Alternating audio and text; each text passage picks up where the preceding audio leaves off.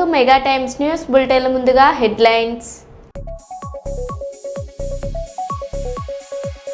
వైద్య ఆరోగ్య శాఖ మంత్రి దామోదర రాజనరసింహ ఇలాకాలో వైద్యుల నిర్లక్ష్యం.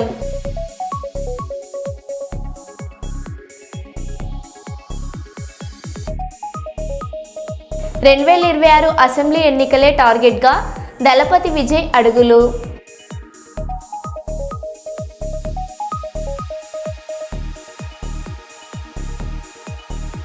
అమెరికాకు జైశంకర్ స్ట్రాంగ్ కౌంటర్.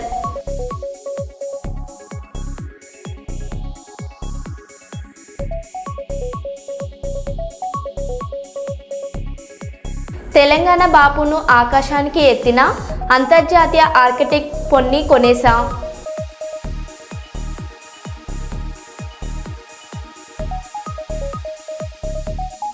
భీమలదేవపల్లి మండలం కొత్తకొండ వీరభద్రస్వామి వారిని రక్షించుకొని ప్రత్యేక పూజా కార్యక్రమాలలో పాల్గొన్న రాష్ట్ర రవాణా బీసీ సంక్షేమ శాఖ మంత్రి పొన్నం ప్రభాకర్.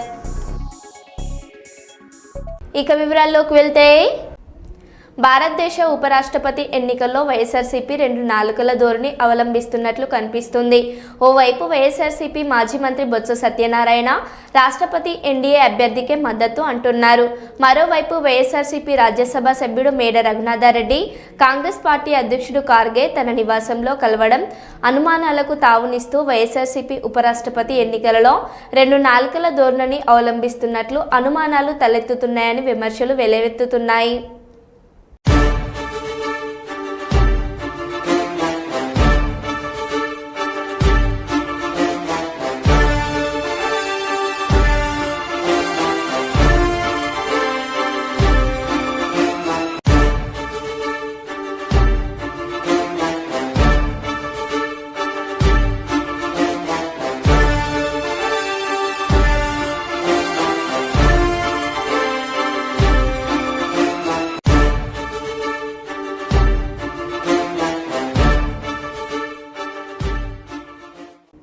కర్నూలు నగర శివార్లోని ఆదర్శ విద్యామందిర్ క్రీడా మైదానంలో నిర్వహించిన అస్మిత రగ్బీ లీగ్ ముగింపు వేడుకలు ఘనంగా జరిగాయి.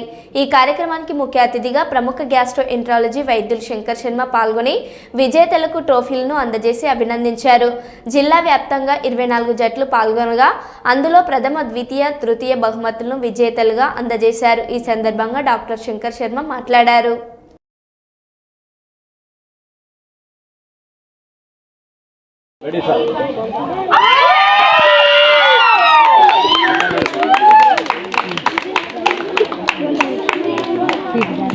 సుస్వాగతం. అస్మిత రగ్బీ లీగ్ అలాగే రాష్ట్ర రగ్బీ అసోసియేషన్ కార్యదర్శి రామేశ్వర గారికి స్వాగతం సుస్వాగతం. అలాగే మా హాకీ అసోసియేషన్ జిల్లా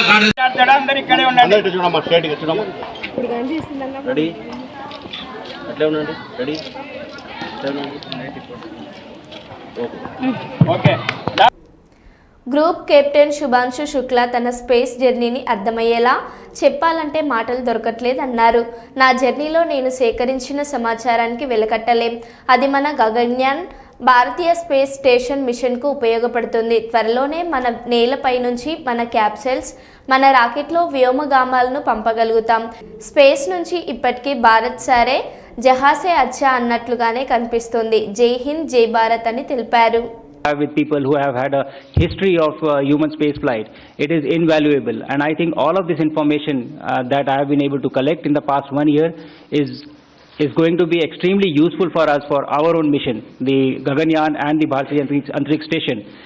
And very soon we shall see somebody traveling up in our capsule from our rocket, from our soil. In spite of all this training, आपने चाहे जितनी भी ट्रेनिंग की हो, लेकिन उसके बाद भी जब आप उस रॉकेट पे बैठते हैं और जब वो इंजन इग्नाइट होते हैं, when they catch fire, I think it is a very different feeling. I had not imagined of how it would feel like, and I was actually running behind the rocket for the first few seconds. I took time to catch up to it. From that point of time till the time we splashed down, the experience has been unbelievable. It has been so exciting and so amazing that I really have been struggling to find words of how do I convey to you so that you live that through my words. Probably I'll take some more time, but the training prepares you very well for the mission, but the experience is very different from what you learn on ground. on orbit, when we reached, and you would have seen that the body undergoes a lot of changes. There are different things that happen to you. जब प्रधानमंत्री जी के साथ मेरा interaction हो रहा था तो आप लोगों ने देखा होगा कि मेरा सर इस समय प्रॉब्ली इस साइज से दुगना था. It was double this size. And so बहुत सारे changes होते हैं बॉडी में. You don't feel good for the first 3 to 4 days, but you still are working and you are interacting with the systems and doing a lot of work. But उसके बाद 3 से 4 दिन में ही आपकी बॉडी यूज्ड टू हो जाती है, उसको अच्छा लगने लगता है, and you start performing well and you start feeling okay and everything becomes all right. And then when you have spend 20 days, आप जब रह चुके हैं वहाँ पे 20 दिन के बाद, when you come back, then again the body forgets of how it is to live in gravity. And so it again has to readjust and rewire to understand of what it takes to just walk or just hold things or just do things. I narrated this incident in one of the interviews, I think before, that I was sitting on my bed and I was holding my laptop, and the habit was so ingrained in me that I held my laptop and I left it, hoping that it will float. But unfortunately we have gravity here, so it just fell down, and thankfully nothing happened because of the carpet. But that is the kind of rewiring your brain has to undergo, when you come back, when you go up or when you come back. NDA ఉపరాష్ట్రపతి అభ్యర్థిని కలిసిన మంత్రి నారా లోకేష్, కేంద్ర మంత్రులు, AP ఎంపీలు. భారతదేశ ఉపరాష్ట్రపతి ఎన్నిక జరుగుతుండటంతో దేశ రాజధాని న్యూఢిల్లీలో ఎన్డీఏ ఉపరాష్ట్రపతి అభ్యర్థిగా పోటీ చేస్తున్న సిపి రాధాకృష్ణన్ను ఏపీ మంత్రి నారా లోకేష్, కేంద్ర మంత్రులు, ఏపీ ఎంపీలు కలిసి శాల్వా కప్పి పూల బొకేలు అందించి విజయాన్ని సొంతం చేసుకోవాలని ఆకాంక్షించారు.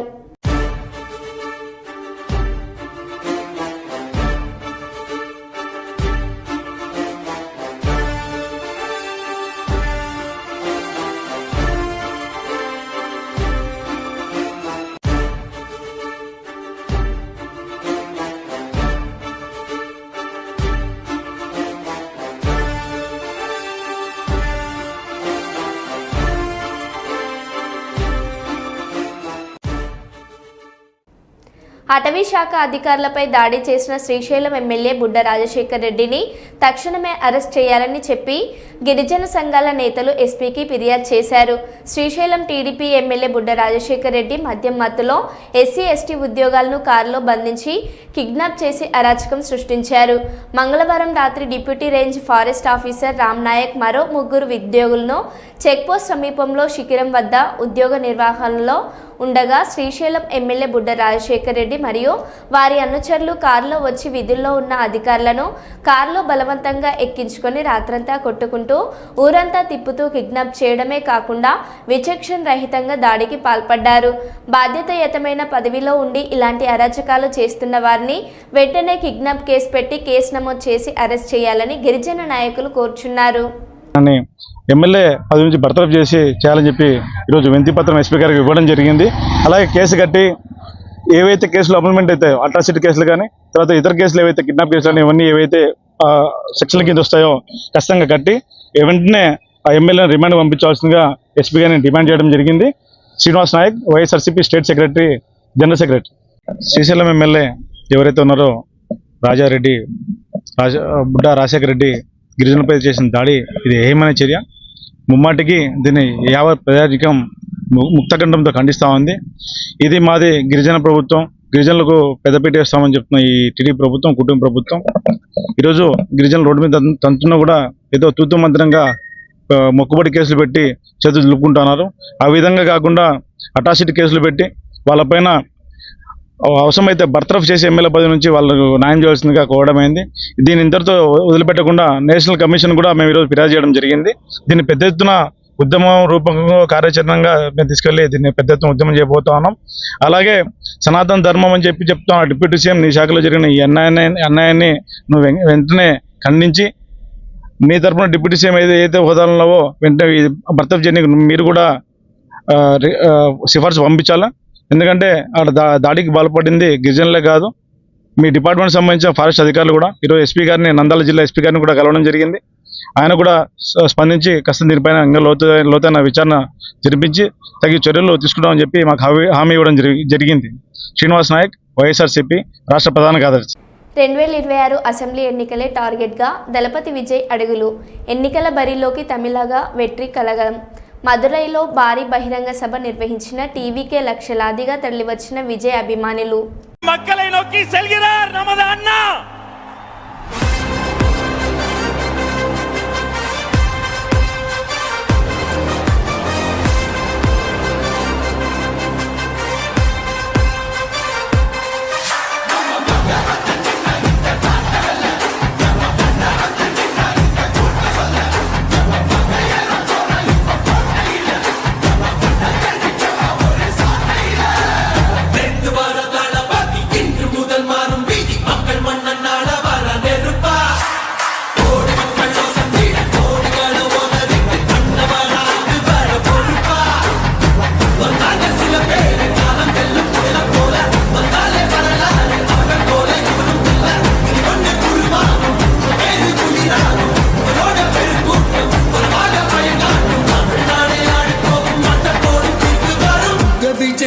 விஜய் உயிரன வரனா விஜய் எளியவன் குரல்னா விஜய் தனியார் இல்ல கடனா விஜய் எளியவன் குரல்னா விஜய் தனியார் இல்ல கடனா மக்கள் தானே மன்னர்களை உனக்கு காட்ட வரனா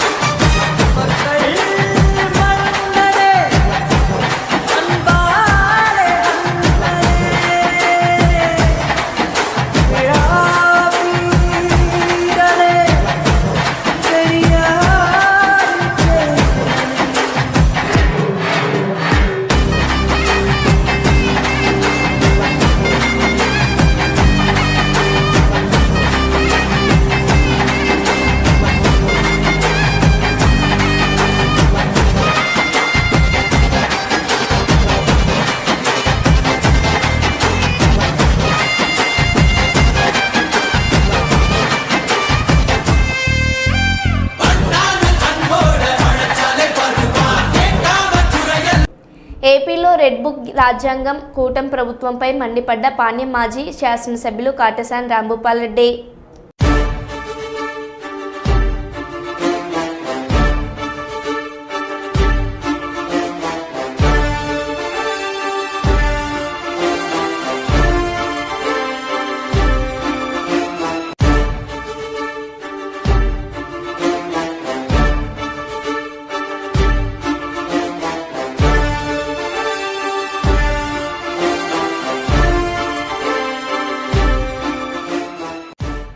ఇవన్నీ కూడా ఈ కూటమి ప్రభుత్వం వచ్చిన తర్వాత మహిళలను కూడా వేధింపు ఎక్కువైపోయింది. ఇంకా మనం ఎక్కడ చూసినా కూడా ఈ మహిళలు ఎంతమంది తెలుగుదేశం వాళ్ళు ఏ విధంగా వాళ్ళని ఇబ్బంది పెడుతున్నారు అనేది కూడా మనం చాలా మీడియాలో కానీ ఇంకొకసారి మనం చూడండి. ఒక దళితురాలైన శ్రీకాకుళం జిల్లా పొందూరు కేజీబీ ప్రిన్సిపాల్ ఆమెను సామ్యన ఆముదాల వరుస ఎమ్మెల్యే కూన రవికుమార్ వేధిస్తున్నారనేది కూడా ఆమె లాస్ట్కు ఆత్మహత్య చేసుకునే పరిస్థితి చేయడం జరిగింది. ఇంకా అదేవిధంగా గుంటూరు ఈస్ట్ ఎమ్మెల్యే నజీర్ అహ్మద్ వేధింపులకు వాళ్ళ పార్టీ ఆమెనే ఆత్మహత్యకు పాల్పడడం జరిగింది. అంటే ఆమె ఏదో వీడియోలు బయట పెట్టింది, ఆమె అంతా కూడా చేస్తున్నారనే ఉద్దేశంతోనే ఆమెను కూడా ఆమె లాస్ట్కు పోలీసులు వేధింపులు తట్టుకోలేని పరిస్థితిలో ఆమె ఉండడం జరుగుతుంది. నచ్చేట అందరినీ కూడా ముంచడం. ఈరోజు టీచర్లు అందరూ రోడ్లు ఎక్కారు. ఆ రోజు ఏందో జగన్మోహన్ రెడ్డి వాళ్ళని అన్యాయం చేస్తున్నాడని. ఇప్పుడు టీచర్లను ఉద్యోగస్తులందరూ ఆ రోజు జగన్మోహన్ రెడ్డి చేసిన అన్యాయం మీకేమి, ఇప్పుడు చంద్రబాబు నాయుడు మీకు చేసే సాయం ఏందో మీరు ఒకసారి చెప్పమని మొత్తం అధికారులందరినీ కూడా అడగడం జరిగింది. ఆ రోజు జగన్మోహన్ రెడ్డి ఇవి డబ్బులు ఇవ్వలేదని చెప్పి ఈ రోజు వరకు కూడా చంద్రబాబు నాయుడు ఇవ్వడం లేదు. అంటే ఏ విధంగా మీరు మోసపోయినారనేది కూడా ప్రతి ఒక్కరు కూడా తెలుసుకోవాల్సిన అవసరం. ఈరోజు రైతుల పరిస్థితి చూస్తే ఘోరమైన పరిస్థితి. ఈరే దొరకక రోడ్ల మీదకి వచ్చి ఆ రోజు మా ప్రభుత్వంలో ఈరే ఎక్కడ కావాలంటే అక్కడ అవసరం అనుకుంటే ప్రతి ఒక్క రైతు భరోసా కేంద్రాల్లో బుకింగ్ చేసుకుంటే 2 రోజులలో మేము మందులు ఇచ్చిన ఘనత ఆ రోజు మాది. మీరు ఈరోజు కనీసం మార్కెట్లోకి పోయి మా ఫర్టిలైజర్ షాపులో యూరియా అడిగితే కూడా ఇవ్వలేని పరిస్థితుల్లో ఈరోజు తెలుగుదేశం ప్రభుత్వం, ఈ కూటమి ప్రభుత్వం ఉండడం జరుగుతుంది. అంటే ప్రజలను ఏ విధంగా మోసం చేస్తున్నారనేది కూడా ప్రజలందరూ కూడా తెలుసుకోవాల్సిన అవసరం ఉంది. కేవలం అంటే ప్రజలను మభ్యపెట్టడాన్ని ఓట్ల కోసం మాత్రమే మాటలు, ఓట్లు అయిపోయి గెలిచిన తర్వాత ఆ మాటల గురించి ఆలోచన చేయాలనేది ఈరోజు తెలుగుదేశం ప్రభుత్వం వాళ్ళ నాయకుడు కానీ చంద్రబాబు నాయుడు కానీ ఎవ్వరు కూడా ఆలోచన చేయలేని పరిస్థితి. రైతులందరినీ కూడా నేను కోరేది ఒకటే, మీరు ఒక్కసారి ఆలోచించండి. జగన్మోహన్ రెడ్డి ఉన్నప్పుడు మీకు ఎన్నిసార్లు ఇన్సూరెన్స్ డబ్బులు పడినాయి? ఈరోజు చంద్రబాబు నాయుడు దగ్గర మీకు లాస్ట్కు మీకు మందులు కూడా దొరకని పరిస్థితి ఈరోజు చూడడం జరుగుతుంది. మీరందరూ కూడా ఒకసారి రైతు సోదరులారా, మీరందరూ ఒక్కసారి ఆలోచించండి. రైతు బాంధవుడుగా రాజశేఖర రెడ్డి ఇప్పుడు కార్యకర్త చేసినవి, ఎమ్మెల్యే చేసినవి తెలుగుదేశం పార్టీ వాళ్ళే కదా. ఇప్పుడు కింద ఇంకొకరు స్టార్ట్ చేసి వీళ్ళ కార్యకర్తలు ఎందుకు లేక డైరెక్ట్గా మేమే ఫీల్డ్లోకి వస్తే బాగుంటుందనే ఉద్దేశంతో ఆ ఎమ్మెల్యేలు డైరెక్ట్గా మేమే హీరోయిజం చూపిస్తే బాగుంటుంది, వేరే వాళ్ళు చూపించేదానికంటే మా హీరోయిజం అయితేనే బాగుంటుందని వాళ్ళందరూ ఆ స్టేజ్లోకి వచ్చినట్టు ఉండడం జరుగుతుంది.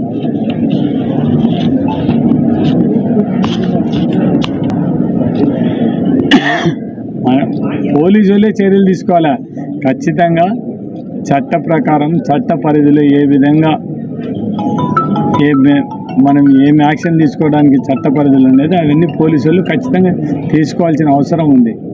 వాళ్ళు ఖచ్చితంగా ఆ చర్య తీసుకోవాలనే మనం పోలీసులను కోరడం జరుగుతుంది. ఇప్పుడు పోలీసు వ్యవస్థ ఎట్లా ఉందంటే, అధికార పార్టీలో ఉండే వాళ్లకు వాడు లీడర్ స్థాయి కానీ ఇంకొకటి కానీ చూసే పరిస్థితి లేదు. వాళ్ళకు మాత్రం ఎస్కాట్ చేయొచ్చు. ప్రతిపక్షంలో ఉండేటోళ్ళకి ఎంత ఇబ్బంది ఉందని ఎస్కాట్ కావాలనుకున్నాను కూడా దానికి నానా కారణాలు చూపించి ఎస్కాట్ ఇవ్వకుండా చేసిన పరిస్థితి ఈరోజు పోలీస్ వ్యవస్థ ఈ విధంగా తయారైపోయింది. అంటే అందరికీ ఒకటే విధంగా న్యాయంగా ఉండాలనేది ఆలోచన చేయడం లేదు, కానీ వాళ్ళకి కావాలనుకునే వాళ్ళకు మాత్రం సపోర్ట్ చేయొచ్చు. అవతల వాళ్ళకి ఏం చేయకూడదు అనుకునే వాళ్ళకి మాత్రం ఏం కావాలంటే అవన్నీ తయారు చేసి చేసే పరిస్థితులు పోలీస్ వ్యవస్థ ఈరోజు ఉందండి. అంటే ఏం వ్యవస్థలు ఇవన్నీ మారింది మాత్రం ఎవరం ఏం చేయలేము. కర్నూలు జిల్లాకు దామోదరం సంజీవయ్య జిల్లాగా నామకరణం చేయాలి. ఉమ్మడి ఆంధ్రప్రదేశ్ మొదటి రాజధాని కర్నూలు జిల్లాకు దామోదరం సంజీవయ్య జిల్లాగా నామకరణం చేయాలని శ్రీశైల సంఘం జాతీయ నాయకులు నక్కలమిట్ట శ్రీనివాసులు, ఏపీ రాష్ట్ర మానవ హక్కుల కమిషన్ చైర్మన్ దేవరశెట్టి పరమేశ్వర్లు కోరారు.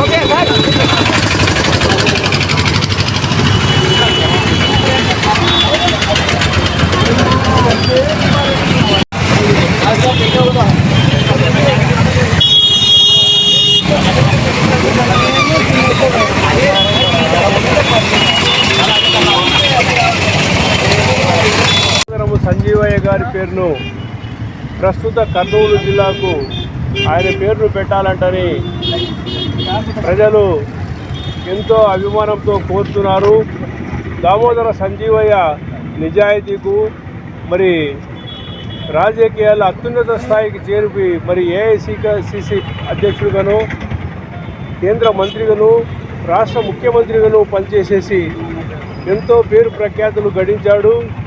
నిస్వార్థమైన జీవితాన్ని గడిపాడు. ఈరోజు కూడా పెద్దపాడికి పోతే ఒక చిన్న ఊరి గుడిసే మరి కాటాకు వేసిన ఇల్లు ఉంది.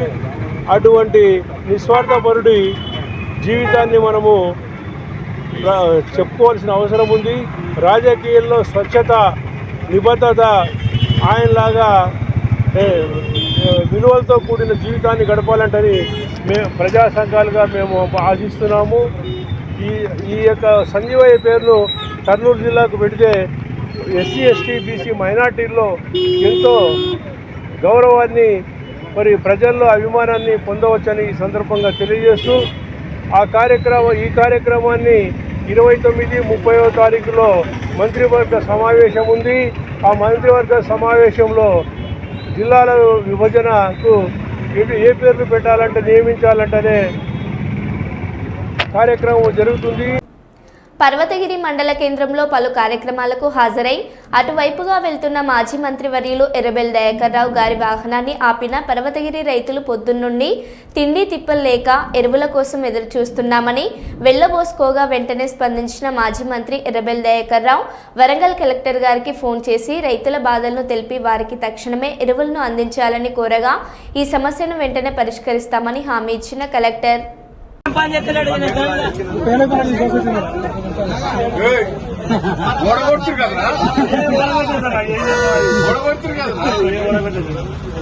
ఎంత కష్టాలు వస్తాయి.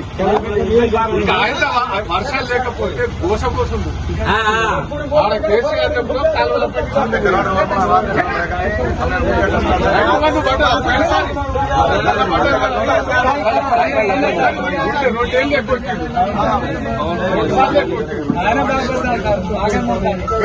మంచిగా ఇక్కడ ఎక్కడ మంచిగా ఇస్తారు సార్. గోస ఉంటుంది. కేసీఆర్ ఎన్నుకోవడం గెలిపిస్తే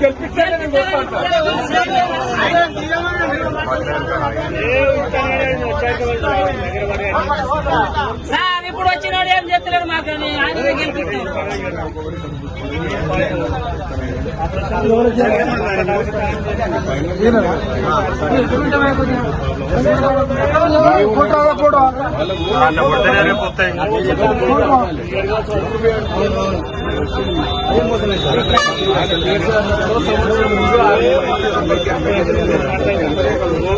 కేసీఆర్ సార్ స్టాక్ చేశారు కాబట్టి మాకు కూర్చొని సార్ పాత స్టాక్ ఇన్ని రోజులు పనిచేసింది సార్. ఇప్పుడు గవర్నమెంట్ వచ్చిన కానీ స్టాక్ రాలేదు. పాత స్టాకే పనిచేసింది సార్ ఇన్ని రోజులు. కేసీఆర్ గారు ఉన్నప్పుడు తీసుకొచ్చిన స్టాక్ ఇన్ని రోజులు పనిచేసింది. గవర్నమెంట్ వచ్చిన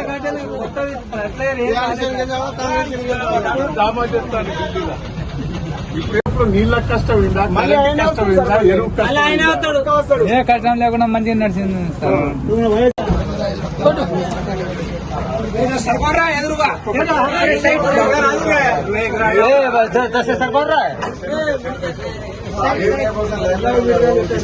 కానీ ఓకే ఉండలేరు. వాళ్ళు ఆగం కాదా ఏం చెప్తాను. ఎన్ని బస్తాలు వచ్చాయి మొత్తం?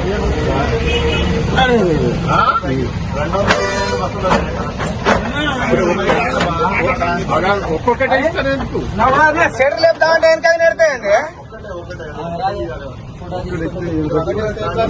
సెటర్ లేపుతానండి ఒకటి కలెక్టర్ గారు అదన పోతా ఉంది పంట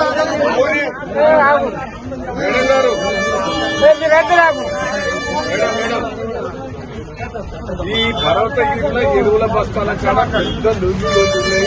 ఆ పక్క దుకాణంలో 200 షాపులు ఉంటే బయట 400 మంది ఉన్నారు. ఏం చేయమంటారు మేడం?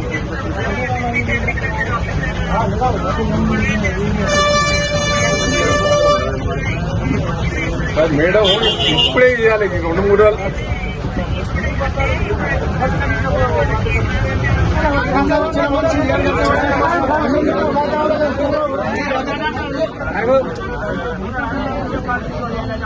మేడం ఒక చిన్న 500 మంది ఉంటే ఇప్పటి వరకే అన్ని నింపాలి ఇయ్యాలి. అసలు ఇప్పటికే దయచేసి నేను ఇప్పటికైనా ఇప్పటిగా పర్వతగిరి మండలం కాడికి ఆ పర్వతగిరి నేను పోతా అంటే అర్థం చేసి నాకు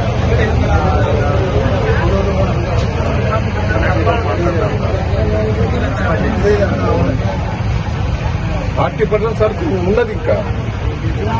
మా ప్రైవేట్ సొసైటీ కూడా సప్లై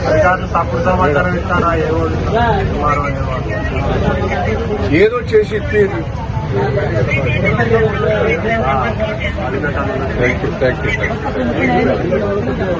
అట్లే ఆంధ్రప్రదేశ్ ముఖ్యమంత్రి నారా చంద్రబాబు నాయుడు తనయుడు రాష్ట్ర విద్యాశాఖ మంత్రి నారా లోకేష్ విద్యాశాఖను గాలి పదిలే రెడ్ బుక్ పట్టుకున్నారని కర్నూలు జిల్లా వైఎస్ఆర్సీపీ అధ్యక్షులు మోహన్ రెడ్డి చెప్పారు. కర్నూలు నగరంలోని ఎస్పీ కాంప్లెక్స్లో విలేకరుల సమావేశాన్ని ఎస్పీ మోహన్ రెడ్డి నిర్వహించారు. మహిళలను, వృద్ధులను, విద్యార్థులను మోసం చేసిన ఘనత చంద్రబాబుదేనన్నారు. 8,000 కోట్లు అభివృద్ధి ఖర్చు పెట్టారు. చూపించండి. 50 సంవత్సరాల దాకా ఎస్సీ ఎస్టీ మైనారిటీలకు 4,000 పెన్షన్ ఇస్తారని వాళ్ళకి పక్కన పంపిస్తారు. ఈరోజు ఎవరైతే తల్లి వందనాలు చెప్పినారో 25 లక్షలు ఉంటే 54 లక్షల మందికి ఇచ్చినారు, 30 లక్షల మందికి లాభం పెట్టినారు. ఈరోజు ఉద్యోగుల కాబట్టి ఎన్ని మాటలు చెప్పినారు.